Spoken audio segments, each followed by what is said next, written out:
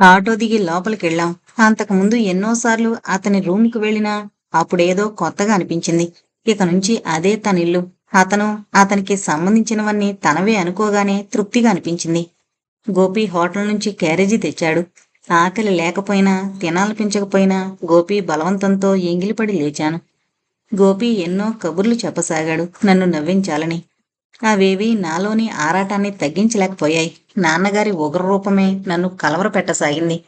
తన మాట వినలేదని ఆయన గారి కోపం మనవడో మనవరాలో పుట్టని ఆ బింకం కాస్త ఇట్టే ఎగిరిపోతుంది అన్నాడు గోపి తేలిగ్గా. కాని మా ఊహల్ని, ఆశల్ని తలకిందులు చేస్తూ సాయంకాలం 4 గంటలకే ప్రత్యక్షమయ్యారు యమదూతల్లాంటి పోలీసులు. కారణం, మైనారిటీ తీరని నన్ను బలాత్కరించి గర్భవతిని చేసింది కాకుండా బలవంతంగా పెళ్లి చేసుకున్నాడని గోపి మీద కేసు పెట్టారట నాన్నగారు. నాకు మైనారిటీ తీరి 4 నెలలైందని, ఆ పెళ్లి మా ఇద్దరి ఇష్టప్రకారంగానే జరిగిందని మేమెంత మొత్తుకున్నా ఎవరూ వినిపించుకోలేదు. నన్ను ఇంటికి తీసుకెళ్లి నాగమ్మ చేత బలవంతంగా నా మెళ్ళలోని మంగళసూత్రాలు, నల్లపూసలు, గాలి మట్టెలు తీయించేశారు. అనురాగానికి మారుపేరులా ఉండే నాన్నగారిలో నిగూఢంగా ఇంతటి రాక్షసుడున్నాడని నాకంతవరకు తెలియనే తెలీదు. ఆ రాత్రంతా నాగమ్మ నన్ను అంటిపెట్టుకునే ఉంది. గది బయట నాన్నగారు కాపలా. ఉదయం లేస్తూనే నన్ను ఎక్కడికి కదలనియొద్దని నాగమ్మకు చెప్పి బయటకు వెళ్ళిపోయారు నాన్నగారు. ఆడదాన్ని పుట్టినందుకు, చిన్నప్పుడే తల్లిని కోల్పోయినందుకు నన్ను నేనే తిట్టుకున్నాను. నా పెళ్లి ఒక కళ్ళ బొమ్మల పెళ్లిలా మాసిపోయింది. 8 అవుతుండగా కస్తూరొచ్చింది. నా ముఖం తనకి చూపించలేక దిండులో తలదాచుకున్నాను. శ్యాము, నా వీపు మీద చెయ్యి వేసి నివురుతూ పిలిచింది. నేను వెక్కి వెక్కి ఏడ్చేశాను. ఓదార్పుతో దుఃఖం అధికమవుతుందంటారు. చ, ఊరుకో శ్యాము, అమ్మ నిన్ను రమ్మందిలే. నేను రాను. ఆంటీకి నా ముఖం చూపించలేను. అలా అంటే ఎలా శ్యాము? తప్పకుండా నిన్ను తీసుకురమ్మంది. లేకపోతే పని మానుకుని తనే వస్తుందట. బలవంతంగా లేవదీసి కారులో కూర్చోబెట్టింది. శోకదేవతలా ఉన్న నన్ను చూడగానే ఆంటీ ఉలిక్కి పడ్డారు. నా చెంపలు నిమురుతూ, మీ నాన్న చెప్పింది నిజమేనా అడిగారు. అవునన్నట్లు తలూపాను. పిచ్చిపిల్ల, ఎంత పనిచేశావమ్మా? నీకప్పుడే ఏమంత వయసు మించిపోయిందని ఇంత తొందరపడ్డావు? మీ నాన్నతో ఒక్క మాట చెప్పుంటే బాగుండేది బాధగా అన్నారు. అతనొచ్చి అడిగితే ఒప్పుకోలేదాంటీ, అందుకే తలదించుకున్నాను. ఇక ముందు జరగబోయేదేంటో తెలుసా? ఆంటీ అడగ్గానే ఉలిక్కి పడ్డాను.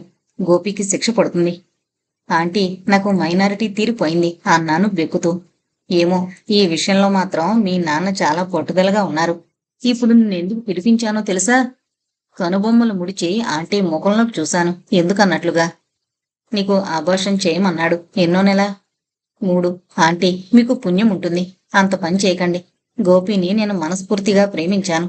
అతని ప్రేమను వదులుకోలేకే నాన్నగారిని కూడా కాదని పెళ్లి చేసుకున్నాను. అతని బిడ్డ నాకు కావాలంటీ. ప్లీజ్, మీరే నన్ను కాపాడాలంటీ. ఆవిడ పాదాల మీద వాలి బావురుమన్నాను. ఆంటీ ఒక్క క్షణం ఏదో ఆలోచించి, సరేనమ్మా, నీ నాన్నతో నేను మాట్లాడతాను, నువ్వేం బాధపడకు. ఇంటికి తిరిగొస్తుంటే కారులో కస్తూరి మెల్లగా అంది. శ్యాము, నాకు కూడా తెలియకుండా నువ్వింత పిచ్చి పని చేస్తావనుకోలేదు. ఐఎమ్ సారీ కస్తూరి. నువ్వు ఆంటీకి చెప్పకుండా ఉండవు. ఆంటీ నాన్నగారికి చెప్తారని భయపడ్డాను. తలదించుకున్నాను. ఇంకేమీ మాట్లాడలేదు కస్తూరి. నాన్నగారు అబద్ధపు సాక్ష్యాధారాలతో మా పెళ్లి చెల్లదని, గోపి మోసగాడని కోర్టులో నిరూపించారు. మా గోడు అరణ్య రోదనయింది. అతనికి 5 ఏళ్లు జైలు శిక్ష విధించారు. నాలో నేనే కుమిలి కుమిలి ఏడ్చాను. అబోర్షన్ చేస్తే పెద్ద ప్రాణానికే ముప్పని, ఎలాగో ఆ పిండం కాస్త బయటపడేదాకా ఆగక తప్పదని నాన్నగారికి చెప్పారట ఆంటీ.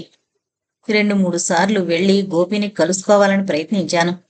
అధికారులందుకు అంగీకరించలేదు. నాన్నగారి కట్టడి వల్లే వారు అలా అంగీకరించలేదని ఆ తర్వాత తెలిసింది. నాన్నగారిని పూర్తిగా తప్పించుకుని తిరగసాగాను. ఆయన నాతో మాట్లాడాలని ప్రయత్నించలేదు. నాగమ్మ మాత్రం అనుక్షణం నన్ను వెన్నంటి తిరగసాగింది. అటు నాన్నగారిని ఒప్పించలేక, ఇటు నా బాధను చూడలేక సతమతమయ్యేది ఆ పిచ్చి తల్లి. చిన్నప్పటి నుంచి పెంచిన మమకారం చంపుకోలేక నా స్థితిని చూసి మాటిమాటికి కంటతడి పెట్టుకునేది. కాలేజీకి తప్ప మిగిలిన విషయాల్లో వీధి ముఖం చూడడం మానేశాను. నాకు కాస్త రిలీఫ్గా ఉంటుందని మంగని రమ్మని రాసింది నాగమ్మ. ఇప్పుడు వచ్చేందుకు వీలుగా లేదని బాధపడుతూ నాకు ధైర్యం చెప్తూ ఉత్తరం రాసింది. నెలలు నిండాయి. ఉన్నట్లుండి ఒకరోజు రాత్రి నొప్పులు మొదలయ్యాయి. నాగమ్మ ఆంటీకి ఫోన్ చేసింది. ఆంటీ వచ్చి కారులో తన నర్సింగ్ హోంకి తీసుకువెళ్లారు. ఆ రాత్రంతా నొప్పులతో బాధపడ్డాను. మానసికంగా బాధ, సరైన నిద్రాహారాలు లేకపోవడంతో చాలా బలహీనంగా ఉన్నానని ఆంటీ నన్ను కోపడ్డారు. మరనాడు మధ్యాహ్నం అతి కష్టం మీద డెలివరీ అయింది. ఎక్కువసేపు బాధపడడం వల్ల అలసట, నీరసంతో మైకం క్రమ్మినట్లయింది. మరో అరగంటకు కానీ తెలివి రాలేదు. నర్సుని పిలిచి అడిగాను. పాప బాబా అని. మాట్లాడకుండా వెళ్ళిపోయింది. కాసేపట్లో ఆంటీ వచ్చారు. ఆంటీ, పాప, ఐఎమ్ సారీ శ్యాము, నీ పాప పుట్టగానే మరణించింది అన్నారు ఆంటీ. నో, అలా జరగడానికి వీల్లేదు. నిజం చెప్పండి ఆంటీ, గట్టిగా అరిచాను. ఈ ఆంటీ మీద నమ్మకం లేదా శ్యాము? నిన్ను బాధ పెట్టడం ఇష్టం లేకే కదా మీ నాన్నకి ఆభాషం చేయడానికి వీల్లేదని చెప్పాను అన్నారు. నిజమే. దిండులో ముఖం దాచుకుని వెక్కి వెక్కి ఏడ్చేశాను. నన్ను ఒంటరిగా వదిలి వెళ్ళిపోయారాంటీ. కస్తూరి నా దగ్గరకొచ్చి, శ్యాము ఊరుకో, ఏడిచి ప్రయోజనం లేదు, ధైర్యం తెచ్చుకో అంది. ఆంటీ మాటలో నమ్మలేకపోయాను. కస్తూరిని అడిగాను. కస్తూరి, నిజం చెప్పు, నిజంగా పాప చచ్చిపోయిందా అని. అవునట. నేను కాలేజీ నుంచి ఇప్పుడే వచ్చాను శ్యాము. అయినా అమ్మ ఎందుకు అబద్ధం చెప్తుంది? అవును, నిజమే. ఆంటీకి నేనంటే ఎంతో అభిమానం. అబద్ధం ఎందుకు చెప్తారు? నన్ను నేనే ఓదార్చుకున్నాను. కాలం ఎవరి కోసమూ ఆగదు. భారంగా, తప్పనిసరిగా అన్నట్లు రోజులు నెట్టుకొస్తున్నాను. ఇంత జరిగినా చదువు మాత్రం అశ్రద్ధ చేయలేదు. కారణం, నేను బాగా చదువుకోవాలి, డాక్టర్గా మంచి పేరు తెచ్చుకోవాలన్న గోపి కోరికే కారణం. శిక్ష పూర్తయ్యాక గోపి వచ్చి చదువు ఎందుకు ఆపేశావంటే నేనేం చెప్పాలి? అందుకే శ్రద్ధగా చదివేదాన్ని. ఫైనల్ ఇయర్లోకి వచ్చాం. ఉన్నట్టుండి కస్తూరికి పెళ్లి నిశ్చయించారు ఆంటీ. పెళ్లి కొడుకు ఇంజనీరింగ్ చదివి విదేశాలకు వెళ్ళొచ్చాడట. ఒక పెద్ద కంపెనీలో ఉద్యోగం. ఆంటీ చూసిన ఆ సంబంధాన్ని మారు మాట్లాడకుండా చేసేసుకుంది కస్తూరి. ఒకే ఊళ్ళో వేరు కాపురం ఎందుకు, అందరం కలిసే ఉందామని ఆంటీ అన్నా కస్తూరి భర్త చంద్రశేఖర్ అంగీకరించలేదు. మొండిగా పొట్టుపట్టక సరే అన్నారు ఆంటీ. చంద్రశేఖర్ కూడా కలుపుగోలు మనిషి. నా సంగతి తెలిసి తరచుగా కస్తూరితో మా ఇంటికొచ్చి కాసేపు కబుర్లు చెప్పి వెళ్లేవారు. సాయంకాలం 6 గంటలయింది. కాలేజీ నుంచొచ్చి నాగమ్మిచ్చిన కాఫీ తాగి బాల్కనీలో కూర్చుని పుస్తకం తిరగేస్తున్నాను. చల్లగాలి రివ్వున తగిలి హాయిగా అనిపించింది. కళ్ళు అక్షరాలను పరికిస్తున్నా మనసు అందుకోవడం లేదు వాటిని. గతంలోని జ్ఞాపకాలు కళ్ల ముందు తిరుగాడుతూ కలవరపెట్టసాగాయి.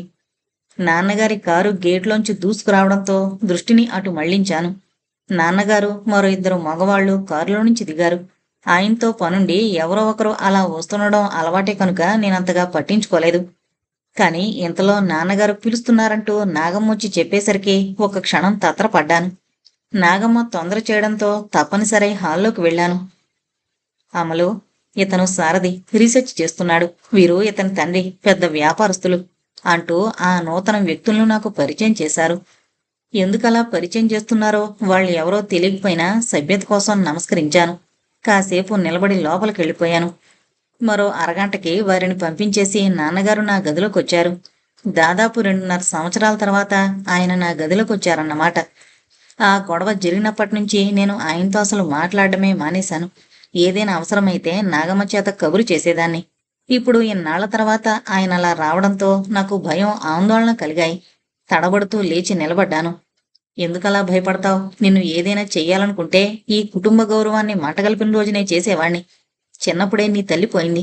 అప్పటికి నేను వయసులోనే ఉన్నా. మళ్ళీ పెళ్లి చేసుకుంటే నువ్వు సవతి తల్లి చేతిలో బాధలు పడతావని ఆ వయసుని చంపుకుని ఆ స్థానంలో కూడా నీపై ప్రేమను పెంచుకున్నాను. అంతగా ప్రేమను పెంచుకున్నాను కనుకనే నువ్వు పరువు ప్రతిష్టల్ని మంటగలిపినా సహించాను. ఈ పాటికి నువ్వు ఆ దొంగరాస్కెల్ని మరిచిపోయే ఉంటావనుకున్నాను. లేకపోతే ఇప్పుడైనా మరిచిపో. వాడిక నీ కళ్ళకు కూడా కనిపించడు. వేరే ఊరి జైలుకి పంపించే ఏర్పాటు చేశాను. ఇకపోతే నేను చెప్పేది శ్రద్ధగా విను. సారథితో నీ పెళ్లి నిశ్చయించాను.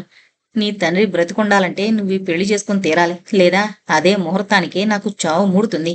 నీ పెళ్లి లేదా నా చావు, ఏదో ఒకటి జరిగి తీరాలి. ఆలోచించుకో.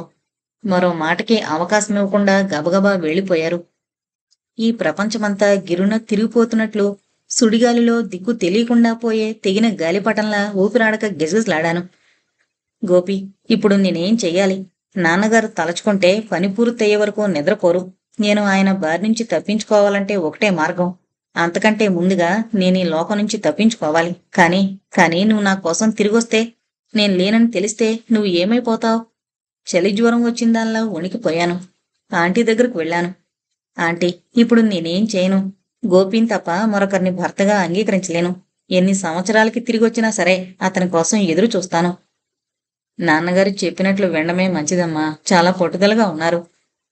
లేదాంటీ, నేనే పెళ్లి చేసుకోను. అంతకంటే ముందుగా నేనే ఈ లోకం నుంచి తప్పుకుంటాను. ఆవేశంతో జుట్టు పీక్కున్నాను. పిచ్చిపిల్ల, నువ్వలాంటి పనేదో చేస్తావని గ్రహించి నాన్నగారు నిన్నొక కంట గమనిస్తూనే ఉన్నారు. నాగమ్మని హెచ్చరిస్తూనే ఉన్నారు. త్రిశంకు స్వర్గంలా అయింది నా పరిస్థితి. ముందు నుయ్యి, వెనక గొయ్యి. దైవం మీద భారం వేశాను. నిర్లిప్తంగా దేనితోనూ నాకు నిమిత్తం లేదన్నట్లు గడపసాగాను. గోపి మీద నుంచి మనసు మళ్లించుకోవడం అన్నది సాధ్యం కాని పని. మనసు లేని మనిషితో కాపురం చేసేందుకు ఏ మగవాడు సిద్ధపడడు. సారథికి నా విషయం తెలియజేస్తేనో ఎలా? అతను ఎక్కడుంటాడో ఏం చేస్తాడో తెలీదు. నాగమ్మని అడిగితే బుద్ధిగా నాన్నగారు చెప్పినట్లు విని హాయిగా పెళ్లి చేసుకోమని ఓ సలహా పారేసింది. అందరినీ కసితీరా కాల్చి పారేయాలి అన్నంత కోపం వచ్చింది. కాని కరువు తీరా ఏడవడం తప్ప ఏమీ చేయలేకపోయాను. ఆడది అబల కాదు, సమయమొస్తే ఆదిశక్తిగా మారగలదు అంటారు. కాని ఇప్పుడు తనేం చేయలేకపోతోందేం? ఎంత ఆలోచించినా అర్థం కాని ప్రశ్నది. ఇటు కన్న తండ్రి చావుని కోరలేదు, అటు గోపికి అన్యాయం చేయలేదు. అయోమయంగా జరగబోయేదాన్ని ఫేస్ చేయడానికి సిద్ధపడ్డాను. నేను ఆటో దిగి జారిపోతున్న హ్యాండ్ బ్యాగ్ని పైకి తోసుకుంటూ లోపల అడుగు పెట్టబోయాను.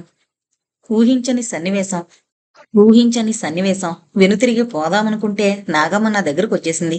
నాన్నగారు గుమ్మం దగ్గర నిలబడున్నారు. ఇంటి నిండా జనం. నాకేంటో అర్థం కాలేదు. గత్యంతరం లేక నాగమ్మ వెంట లోపలికి వెళ్ళాను. త్వరగా వెళ్లి స్నానం చేసి రండమ్మాయి గారు, తొందర పెట్టసాగింది. ఏంటిదంతా? నాకు మహా చిరాగ్గా ఉంది. ఇప్పుడు మీకు ఆగిపోయింది. నాకు రెట్టించాను.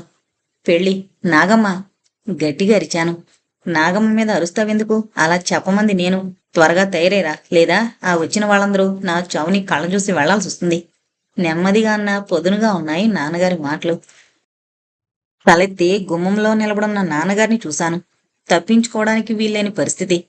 గోపికి ఎలాగూ దూరమయ్యాను. పోనీ నాన్నగారి కోరికైనా తెరని అన్న నిశ్చయానికొచ్చి నాగమ్మ చేత అలంకరణ చేయించుకున్నాను, మారు మాట్లాడకుండా. అంతసేపు నాన్నగారు మధ్య మధ్యలో వచ్చి చెకింగ్ చేస్తూనే ఉన్నారు. నాగమ్మ నా చేయి పట్టుకుని హాల్లోకి తీసుకెళ్ళింది. సారథి పక్కనున్న కుర్చీలో కూర్చోబెట్టింది నన్ను. నాన్నగారు ఆహుతుల్ని ఉద్దేశించి 4 మాటలు చెప్పి సారథిని తన అల్లుడిగా పరిచయం చేశారు. మా ఇద్దరి చేత దండలు మార్పించారు. ఒక కాగితాన్ని మాకిచ్చి ఇద్దరినీ సంతకాలు చేయమన్నారు. మేమిద్దరం మనస్ఫూర్తిగా ఇష్టపడి దంపతులం కాబోతున్నామని, ఒకరి మాటకొకరు విలువిచ్చుకుంటూ జీవితాంతం వరకు కలిసుంటామని రాసుంది అందులో. సారథి సంతకం చేసి పెన్ను నాకిచ్చి కాగితం నా ముందుకు జరిపాడు. సంతకం పెడుతుంటే నా చెయ్యి గజగజ వణికింది. ఆవేశాన్ని, జారబోతున్న కన్నిటిని బలవంతంగా అదింపెట్టాను. అతను నా చెయ్యి అందుకున్నప్పుడు నాలో ఏ విధమైన స్పందన లేకపోగా కట్టెను ముట్టుకున్న భావన కలిగింది. ఇతను నా భర్త, మై గాడ్, ఇతంతో తనెలా కాపురం చేయగలదు? ఫోటోగ్రాఫర్ వచ్చి ఫోటోలు తీశాడు. అందరూ వెళ్ళిపోయాక ఆంటీ నా గదిలోకొచ్చారు. కౌగులించుకుని ఏడ్చేశాను. ఆ సమయంలో నాకు చేతనైంది అదొకటే. తను కంటతడి పెడుతూనే నన్ను ఓదార్చారు ఆంటీ. ఆ రాత్రి నాకు కాళరాత్రి అని చెప్పక తప్పదు. నాన్నగారి ఆజ్ఞ ప్రకారం నాగమ్మ నాకు అలంకరణ మొదలుపెట్టింది. చలనం లేని బొమ్మలా కూర్చుండిపోయాను. నన్ను గదిలోకి పంపి తలుపులు మూసే వరకు నాన్నగారు పెద్ద పులిలా ఎదురుగానే ఉన్నారు. లోపలికెళ్ళాక మరొక రకమైన సంఘర్షణ. సారథిని ఎలా ఎదుర్కోవాలి? మల్లెలు పరిచిన పాన్పుపై శేషసాయిలా పడుకొని చిరునవ్వులు చిందిస్తూ నా వైపే చూస్తున్నాడు. సినిమా సెట్టింగ్ లాంటి శోభనం గది అలంకరణ. తూలి పడబోయి గోడను పట్టుకుని నిలదొక్కున్నాను. సారథొచ్చి పట్టుకోబోయాడు. గబుక్కున దూరం జరిగాను. ఆశ్చర్యంగా నా వైపు చూశాడు. అంత భయపడతావెందుకు? నవ్వుతూ మళ్లీ అడుగు ముందుకేశాడు. భయం కాదు, అయిష్టత. తలదించుకుని ఉన్నాను కనుక ఆ మాట విన్నాక అతని ముఖ కవళికల్ని గమనించలేకపోయాను. అయిష్టత ఎందుకు? ఎవరి మీద? పెళ్లి మీద. అయితే ఎందుకు చేసుకున్నావు? కరుగ్గా మారిపోయింది అతని గొంతు. నేను చేసుకోలేదు, నాన్నగారు చేశారు. అయితే మీ నాన్నగారు చెప్తేనే నాతో కాపురం చేస్తావా? అది ఎవరు చెప్పినా జరిగే పని కాదు. అయితే పెళ్లి మాత్రం ఎందుకు చేసుకున్నావు? నలుగురిలో నాన్నగారి పరువు తీయలేక, కన్నతండ్రి చావుని చూడలేక. అయితే మీ పరువు ప్రతిష్టల కోసం నా జీవితంతో ఆడుకుంటున్నారన్నమాట మీ తండ్రి కూతుళ్ళు. నేను నిమిత్త మాత్రురాల్ని మాత్రమే. ఎంతసేపు మీ నాన్న గురించే గాని నా గురించి ఆలోచించవేం? అతని గొంతులో అసహనత. అది మీరు ఆలోచించుకోవాల్సిన విషయం అనుకుంటాను. ఓహో, అయితే ఆ మాట ముందే ఎందుకు చెప్పలేదు? నాన్నగారితో చెప్పాను, కానీ వినలేదు. మీతో చెప్పడానికి మీ పేరు తప్ప మిగిలిన వివరాలు తెలియవు. మీ నాన్న బలవంతంతో పెళ్లి చేసుకున్నావు. నేను బలవంతం చేస్తే నాతో కాపురం చేయక ఏం చేస్తావు? బలవంతం చేసి మీరు అనుభవించేది మరొకరికి అంకితమైన మన శరీరాలను మాత్రమే. అంటే తెల్లబోయాడతను. సారథి గారు, నేను ఇదివరకే ఒకరిని ప్రేమించాను. మనస్ఫూర్తిగా అతనికి అర్పించుకుని గుళ్ళో పెళ్లి కూడా చేసుకున్నాను. గర్భవతిని కూడా అయ్యాక నాకు మైనారిటీ తీరలేదని అబద్ధపు సాక్ష్యాలతో అతన్ని జైల్లో తోయించారు మా నాన్న. అయితే అతను జైల్లో ఉన్నాడు, శిక్ష అనుభవిస్తూ. నువ్విప్పుడు తల్లివా? పుట్టగానే చనిపోయింది పాప. ఐసి నీరసంగా కుర్చీలో కూలబడ్డాడు. ధైర్యం చేసి అతని ఎదురుగా కూర్చున్నాను. చూడండి సారథి, ఈ పెళ్లి నా ఇష్టప్రకారం జరగలేదు. ఆ విషయం మీకు తెలియజేసే అవకాశం లేకపోయింది. ఈ పెళ్లి జరగకపోతే చస్తానని నాన్నగారు కొట్టుబట్టి కూర్చుంటే గత్యంతరం లేక మీ ముందుకొచ్చాను. నేను మనసారా ప్రేమించి పెళ్లాడిన వ్యక్తిని అబద్ధపు సాక్ష్యాలతో జైలుకు పంపించారు. నా దురదృష్టమేంటో గాని బిడ్డ కూడా నాకు దక్కలేదు. మనసులేని కోపరం చేస్తూ మీ జీవితాన్ని నరకప్రాయం చేయడం ఇష్టం లేక ఇదంతా చెప్తున్నాను. ఇటువంటి పరిస్థితుల్లో ఇంతకంటే వేరే మార్గం కనిపించలేదు నాకు. ఆ తర్వాత మీ ఇష్టం వచ్చినట్లు చేయండి. నా అభిప్రాయం ఏంటంటే నాకు విడాకులిచ్చి మీకు నచ్చిన అమ్మాయిని శాస్త్రోక్తంగా పెళ్లి చేసుకోండి అన్నాను. నన్ను ఆలోచించుకొని శ్యామల, 2 చేతులతో తల పట్టుకుని నువ్వు వెళ్ళి పడుకో. మనసులేని మనిషితో కాపురం చేసేంత దుర్మార్గుణ్ణి కాను. ఒకరికి అంకితమైన మన శరీరాలను మలినపరిచేటంత నీచుణ్ణి కాను. వెళ్ళి నిశ్చింతగా పడుకో అన్నాడతను. మీరా బెడ్ మీద పడుకోండి, నేను ఈ సోఫాలో పడుకుంటాను. వద్దులే, నువ్వే బెడ్ మీద పడుకో. కుర్చీలో ముందుకు జారి తల వెనక్కి ఆంచి కాళ్ళు ఎదుటున్న టీపై మీదకి జాపి రిలాక్సింగ్ గా పడుకున్నాడు. నేను వెళ్లి బెడ్ మీద పడుకోబోతూ ఆగి ఒక్క మాట అన్నాను. చెప్పు అన్నట్లు తల తిప్పి నా వైపు చూశాడు. ఇప్పుడు వెంటనే ఈ విషయం చెప్పేస్తే నాన్నగారు బాధపడతారేమో, తర్వాత మెల్లగా చెప్తే సందేహిస్తూ ఆగిపోయాను. అలాగే. పరువు ప్రతిష్టల కోసం ఇంటి యజమాని పడే ఆరాటం, బిడ్డల ఉజ్వల భవిష్యత్తు కోసం కన్నతండ్రి పడే ఆవేదన నాకు తెలియనివి కాదు. అలా అని నా జీవితాన్ని మీ కుటుంబ పరువు ప్రతిష్టల కోసం ధారపోయలేను. కానీ తొందరపడని హామీ ఇస్తున్నాను. ఎందుకో ఆ టైంలో అతను నా కళ్ళకి సాక్షాత్తు ఆ భగవంతునిలా అనిపించాడు.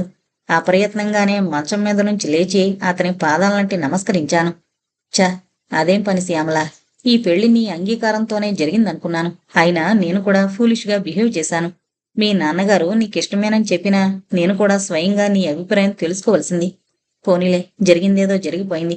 నువ్వు నిశ్చింతగా ఉండు. సాధ్యమైన త్వరలో మీ నాన్నగారికి చెప్పేస్తాను. అంతవరకు లోకానికి మనం భార్యాభర్తలాగే కనిపించాలి. లేచి వెళ్ళి పడుకో. అనవసరంగా ఆలోచించి మనసు పాడు చేసుకోకు. ఆప్యాయంగా నా తలని మిరాడు. హాయిగా నిశ్చింతగా నిద్రపోయాను ఆ రాత్రి. మర్నాడుదయం అతను మామూలుగా కొత్త పెళ్ళికొడుకులా నవ్వుతూ ఉండడం చూసి ఆశ్చర్యపోయాను. అతని ఆత్మస్థైర్యానికి జోహార్లర్పించాను. ఒకరి వెంట ఒకరు మేడ దిగుతోన్న మమ్మల్ని చూసి నాన్నగారు నవ్వుతూ పలకరించారు. అన్నాళ్ళ నుంచి మా మధ్యున్న దూరం తొలగిపోయినట్లు అనిపించింది. చాలా రోజుల తర్వాత నాన్నగారి ముఖంలో మునుపటి నవ్వు, కళ్ళల్లో కాంతి కనిపించి నా హృదయం ద్రవించింది. నాన్నగారి కోసమైనా సారథితో చనువుగా ఉండసాగాను. నాన్నగారినిలా మోసం చేయడం నాకెంతో బాధగా అనిపించేది. కానీ ఆయన మాత్రం నాకు చేసిన ద్రోహం సామాన్యమైందా? కన్నతండ్రి కనుక మనసు రాయి చేసుకుని ఆయన్ని క్షమించగలిగాను. అయినా ఆయన మాత్రం ఏం చేశారని నేను సుఖంగా కాపురం చేసుకుంటుంటే చూడాలని ఆశపడ్డారు. కాకపోతే డబ్బులో తప్ప సుఖం ఇంకెక్కడా ఉండదని భ్రమించారు అంతే. అలాని నా మనసుని చంపుకుని సారథిని నా జీవితంలోకి ఆహ్వానించలేను. గోపిని మరిచిపోలేను. ఇంకెంత, ఇంకో 2 ఏళ్లు. వచ్చే ఏడాది హౌస్ సర్జన్ పూర్తయి మరో సంవత్సరం ప్రాక్టీస్లో నిలదొక్కుంటే గోపి వచ్చేసరికి సంఘంలో డాక్టర్గా గుర్తింపు వస్తుంది. గోపి ఎంత సంతోషిస్తాడో, పిచ్చి గోపి నా కోసం ఎంత బాధపడుతుంటాడో. అతను విడుదలై వచ్చాడంటే నాన్నగారు కాదు కదా, హరిహరాదులు అడ్డొచ్చినా మమ్మల్ని ఆపలేరు. క్షణాలు, గంటలు, రోజులు లెక్కిస్తూ గడపసాగాను. గాఢ నిద్రలో ఉన్న నన్ను నాగమ్మొచ్చి లేపింది. కళ్ళు నులుముకుంటూ లేచాను. అమ్మాయి గారు, అంతా అయిపోయిందమ్మా. బావురు మంది. ఏమైంది చెప్పు నాగమ్మ. మత్తు పూర్తిగా వదిలిపోయింది.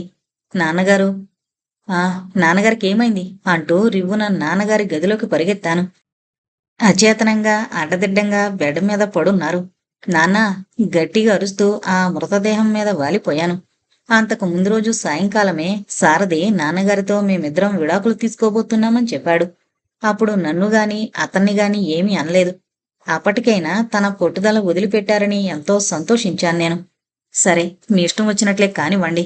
అంతిష్టం లేదనుకున్నప్పుడు దంపతులమంటూ ఎంతకాలమని నన్ను లోకాన్ని మోసం చేస్తారు? మమ్మల్ని మభ్యపెడుతూ మీ జీవితాన్ని నాశనం చేసుకోవడం ఎందుకు? మీరు స్వతంత్రులయ్యారు. మీకు నచ్చిన విధంగా మీ జీవితాన్ని చక్కదిద్దుకోగల సామర్థ్యం, తెలివితేటలు ఉన్నాయి. సారథి రెట్టించగా ఈ 4 మాటలు అనేసి తన గదిలోకి వెళ్ళిపోయారు. తన దగ్గర సిద్ధంగా ఉన్న కాగితం నాకిచ్చాడు సారథి. మౌనంగా సంతకం చేసి అతనికి అందించాను. వస్తాను శ్యామల. నీ గోపి తిరిగొచ్చి మీరిద్దరూ అన్యోన్యంగా కాపురం చేసుకోవాలని ఆశీర్వదిస్తున్నాను. థ్యాంక్ యూ వెరీ మచ్ సారథి. మీరు నాకు చేసిన సహాయం నేను ఈ జన్మలో మరిచిపోలేను. దయచేసి మీ జీవితంలోని ఈ 4 రోజుల్ని భయంకరమైన పీడకలగా భావించి మరిచిపోయి మంచి అమ్మాయిని చూసి పెళ్లి చేసుకోండి. అది ఈ స్నేహితురాలి కోరిక, అభ్యర్థన. అలాగే శ్యామల. ఇప్పుడు ఏమీ చెప్పలేను గాని నీ కోరిక తీర్చడానికి ప్రయత్నిస్తాను అంటూ బయటకు నడిచాడు. అతని రూపం కనుమరుగవుతుంటే మౌనంగా కన్నీరు కార్చాను. అప్పుడు నాన్నగారు ఎందుకు ఏమీ అనలేదో మరునాడు ఉదయానికి గాని తెలియలేదు నాకు. నిద్రమాత్రలు మింగారు. మా నిర్ణయం వల్ల తన పరువు పోతుందని, అంతకంటే ముందుగా తాను పోవాలనే ఉద్దేశంతో ఆయన అలా చేశారనిపించింది. ఆయనకి అటువంటి విషమ పరిస్థితిని కల్పించినందుకు నన్ను నేనే తిట్టుకున్నాను. తన మరణానికి ఎవరూ బాధ్యులు కారని, జీవితం మీద విరక్తితో తను ఆ పని చేస్తున్నట్లు నాన్నగారు కాగితాన్ని రాసి పెట్టడంతో అట్టే గొడవ జరగలేదు. ఆంటీ వచ్చి అక్కున చేర్చుకుని నన్ను ఓదార్చారు. ఆవిడే దగ్గరుండి అన్నీ సక్రమంగా జరిగేలా చూశారు. నా కోరిక ప్రకారం నాగమ్మ, నేను ఇంట్లో బిక్కుబిక్కుమంటూ ఉండేవాళ్ళం. జైలు అధికారుల దగ్గరికెళ్ళి గోపి గురించి వాకప్ చేశాను. సరైన వివరాలు చెప్పలేకపోయారు. ఒకప్పటి నాన్నగారి పనేమో అది అనుకున్నాను.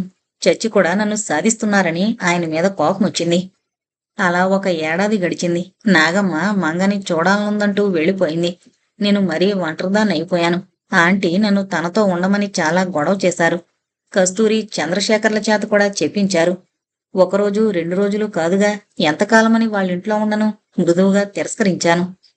హౌస్ సర్జన్ కూడా పూర్తయింది. మా ఇంట్లో మేడ మీద నేనుంటూ కింద భాగాన్ని నర్సింగ్ హోంగా మార్చాను. క్రమంగా పేరు ప్రఖ్యాతులొచ్చాయి. శిక్షాకాలం పూర్తయి ఉంటుంది. గోపి నా కోసం వస్తాడు అనుకుంటూ నిద్రాహారాలు మానేసి రాత్రింబవళ్ళు అతని కోసం ఎదురు చూసేదాన్ని. ఆరోగ్యం పాడు చేసుకోవద్దని, ధైర్యంగా ఉండమని ఆంటీ వెన్నుతట్టి ధైర్యం చెప్పేవారు.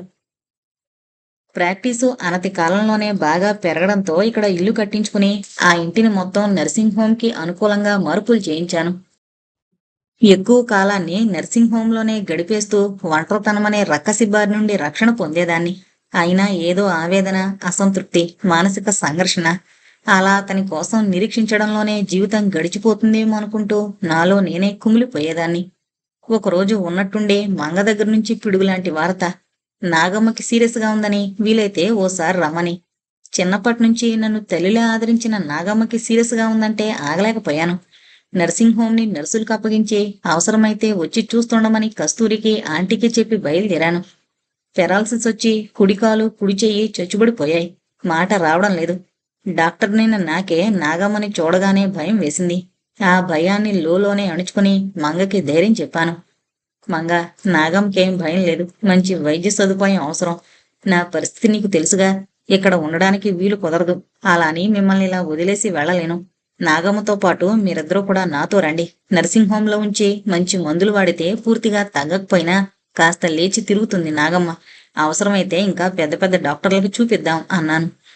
ఎందుకులేండమ్మా, ఇక్కడే గవర్నమెంట్ వారి ఆసుపత్రిలో చేర్పిస్తాను అన్నాడు దాసు. వద్దు దాసు, గవర్నమెంట్ ఆసుపత్రులన్న పేరే గాని డబ్బున్న వాళ్ళని తప్ప సరిగ్గా చూడరు. నాగమ్మ నన్ను మంగ కంటే ఎక్కువగా పెంచింది. నేను డాక్టర్ని ఉండి ఆమెను దిక్కులేని దానిలా వదిలేనా? మంగ, నువ్వైనా చెప్పు.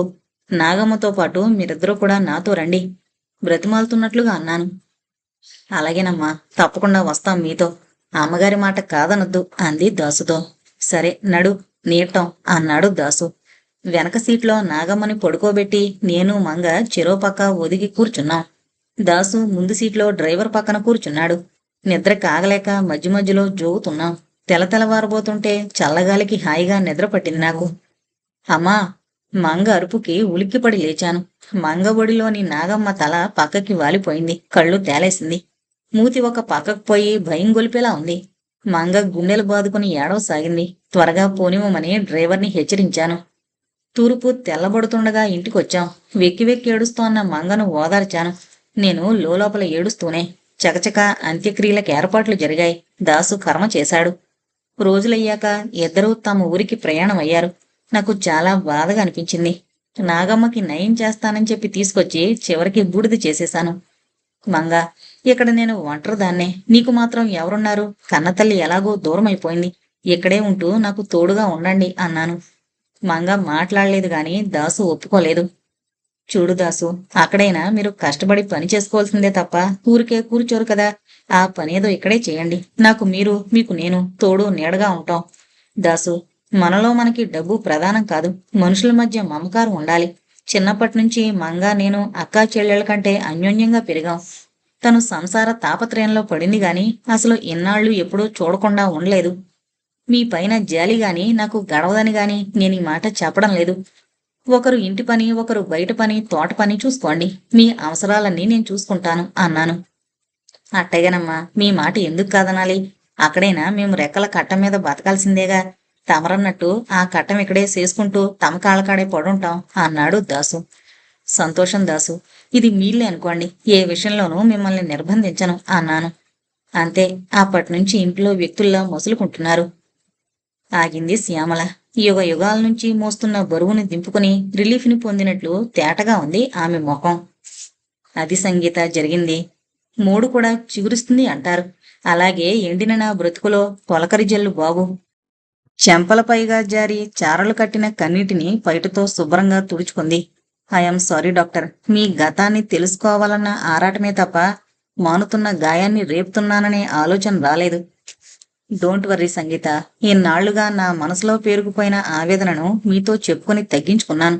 ఇప్పుడు నాకు చాలా హాయిగా ఉంది సంగీత. డాక్టర్, మీకు అభ్యంతరం లేకపోతే వదిన అని పిలుస్తాను. గోపి నేను ఒక తల్లి కడుపున పుట్టకపోయినా ఒక తండ్రి పిల్లలు. వద్దు సంగీత, అటువంటి వరసలొద్దు. మీరు నాపై చూపే ఈ అభిమానానికి కృతజ్ఞతలు. చేతులు జోడించింది శ్యామల. మీకిష్టం లేకపోతే బలవంతం చేసి మీ మనసును మరింతగా నొప్పించను. దయచేసి నన్ను అర్థం చేసుకోమ్మా. మీ అన్నయ్యతో నా పెళ్లి జరిగినా మళ్ళీ ఆ రోజే తాళి తీసేశాను. నాన్నగారు పోయాక నా తృప్తి కోసం గోపి కొన్న తాళి అనుకుంటూ నా మెడలో నేనే కట్టుకున్నాను. కాని అతని పక్కన భారీగా నిలబడ్డ స్త్రీకే నీ చేత వదిన అని పిలిపించుకోగల అర్హత ఉంటుంది.